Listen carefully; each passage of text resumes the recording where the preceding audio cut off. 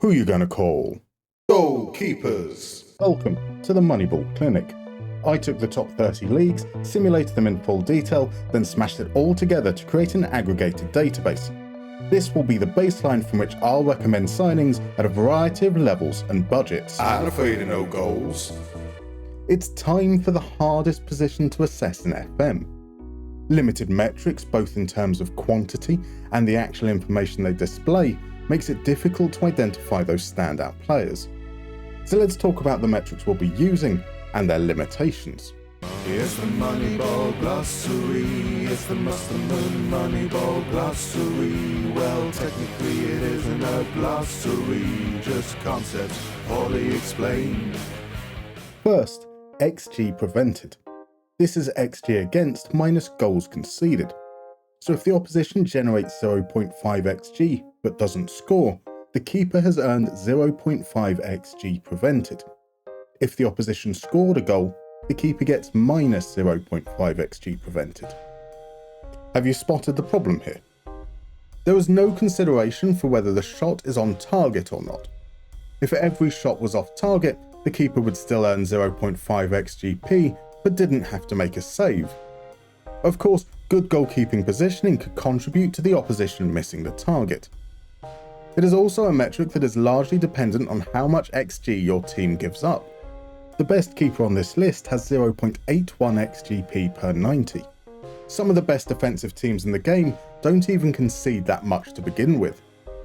So I've calculated XGP ratio to give us a better picture. This is XGP as a percentage of XG conceded. For example, if a goalkeeper faces 1 XG per 90 but prevents 0.2 XG, their XGP ratio is 20%. It's not perfect, but helps to contextualize the metric. The next metric to have prominence is save ratio. This is very simple. It's saves divided by shots on target faced. It does not account for shot quality. So if a keeper is fortunate to have every single shot directly at them, they're likely to have a much higher save ratio than a keeper who faced only shots directed into the top corners. Now, over the course of multiple seasons, this is likely to level out. Not completely even, but enough that the variance should be minor. What isn't equal, however, is the type of save. Held, parried, tipped. Generally speaking, if you can't hold a shot, you'd prefer the keeper not to parry it back into play. Sadly, there isn't further granularity to allow us to see where the ball is parried, so we can't distinguish between safe and dangerous parries. Nonetheless, this allows us to get a better understanding of how the keeper saves the ball. Possession won and possession lost feature heavily throughout this series. Possession won is great for identifying the profile of outfield players. Those that stand out here tend to be more involved in picking up the pieces than engaging in pressure. For goalkeepers, this can help identify those who are adept at sweeping up loose balls. It also includes crosses claimed or punch to safety. This is good in so much as it's the only way these actions are captured, so at least we have something. This is bad because there is no indication of success rate. We do not know how many crosses a keeper goes for but doesn't get there. We also can't distinguish between possession won from crosses and possession won from sweeping. It is still useful for determining the effectiveness of a sweeper keeper, just with an asterisk. Similarly, possession lost can be misleading. For goalkeepers, this is very dependent on distribution. A keeper who kicks it long is far more likely to lose possession than one who distributes short. Subsequently, it's very responsive to the tactics of the team. We want to be mindful that this is best used to assess those keepers who are more likely to be involved in build-up. With that all in mind, let's take a look at the players. Just 7 options this time, all available at the beginning of the game, whose performances are much higher than expected for their transfer value. I'll point out which metrics they excel in, how they can be utilised, and which of the following teams they'd be willing to join.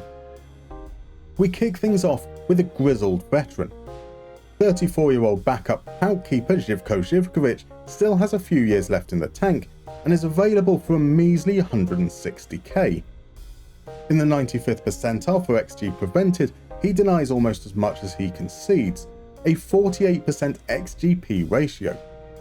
He is also the only goalkeeper who parries less than half of his saves. He doesn't help in progression though, but what do you expect for so cheap? His attributes back this up. Low passing and less than ideal first touch and rushing out. Živković is not a sweeper. He's consistent, adaptable, and with Greek second nationality, counts as EU. Živković is a goalkeeper. Not the position, that's obvious. I'm talking about the role. An elite shot stopper for any team outside the top 10 leagues. Next up is Joan Femenías. The 26-year-old Levante keeper is available for just 650k and is yet to reach his peak. Conceding 21.4% fewer goals than expected, and with a 75% save ratio, he is a solid shot stopper. In the 50th percentile for possession won and 75th for possession lost, he is one of the most rounded keepers at this price point. Passing and first touch are not a strength, but good decisions show this clearly doesn't impede his ability to play it safe. Otherwise, perfectly good all round. He's consistent and relishes big matches. Femenías is boring, but that's what makes him good. Dependable as a goalkeeper, safe enough on the ball to be a sweeper keeper on defend. Again, best suited to just outside the top 10 leagues. Someone who isn't boring is Camilo Vargas. The Atlas Guadalajara keeper is available for around €2 million. His 15.5% XGP ratio is the lowest on this list, but that still means he's conceding fewer goals than expected. Where he stands out is with the ball at his feet. In the 85th percentile for passes completed, he's also in the 80th percentile for possession lost. He has a lot of the ball, but isn't dangerous with it. Supported by his good vision, Vargas is a player who contributes in build-up and can spot opportunities to progress the ball in ways that others can't. That might come at the cost of consistency. Not enough that it is a con, but it's certainly not high enough to be considered a pro. Otherwise, he is adaptable and loves big matches. For teams who look to dominate possession, what a keeper does with the ball can be just as, if not more important, than their shot stopping. Vargas is good enough at the latter for a mid-table team in a top 5 league looking for an aggressive sweeper keeper. From veteran to baby, Lillestrøm's 22-year-old Mads Hedenstad is the youngest player on this list and available for $3 million. His 79.2% save ratio is impressive and a significant contributor to him being in the 95th percentile for XG prevented. With 5.29 possessions won per 90, he's effective at regaining possession.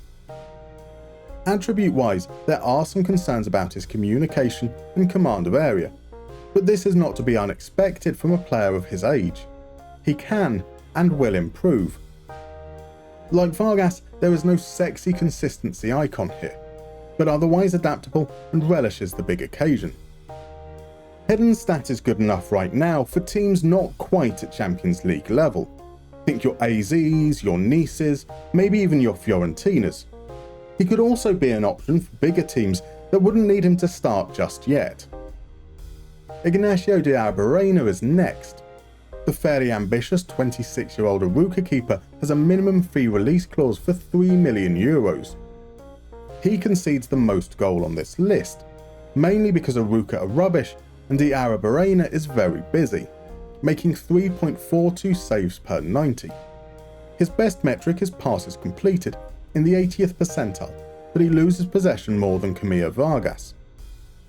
His elite reflexes stand out amongst an otherwise well-rounded profile, with no real discernible weaknesses. He's consistent and has no personality deficiencies. De Arruabarrena is a bit like Joan Femenías, but better, deployed as a goalkeeper or a sweeper keeper on defend, perhaps for a team in a top 5 league fighting in the relegation zone. To Turkey next, and Mert Günok.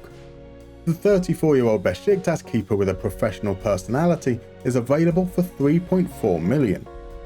In the 95th percentile for goals conceded, and with a 20.5% XGP ratio, Günok is a dependable presence between the sticks, saving 76% of shots on target.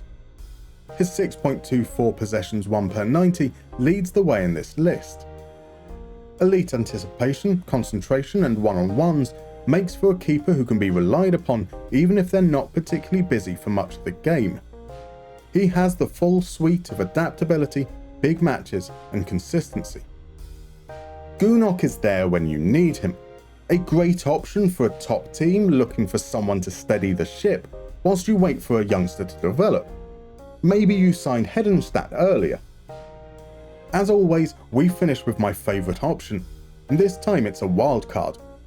Andrés Gudiño is the Cruz Azul backup keeper, available for just 250k. He concedes only 0.52 goals per game and prevents a game-leading 0.81 xG. That's an astonishing 61.2% xGP ratio. He is, however, a parry merchant, pushing 47.8% of all shots faced back out. It is also worth pointing out the small sample size, but these minutes are coming in league games. He's not a sweeper keeper, with poor rushing out and first touch, and his low concentration might not be suitable for a team that isn't as busy as Cruz Azul are, but otherwise he is solid. What makes him a wildcard is his low consistency and injury proneness. Consistency doesn't matter, his stats show that he's doing just fine regardless.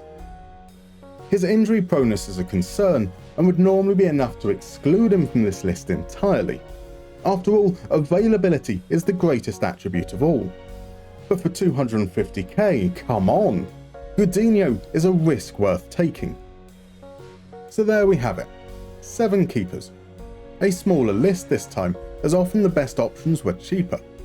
Players like Alberto Brunoli, Alvaro Fernandez, or Martin Paes failed to make the cut when Mads Hedenstad or Ignacio de Arruabarrena was simply better and at a nicer price point. Is there anyone in particular that has piqued your interest? Or maybe you've stumbled across a keeper in your saves that you'd like to recommend? Let me know in the comments, and see you next time.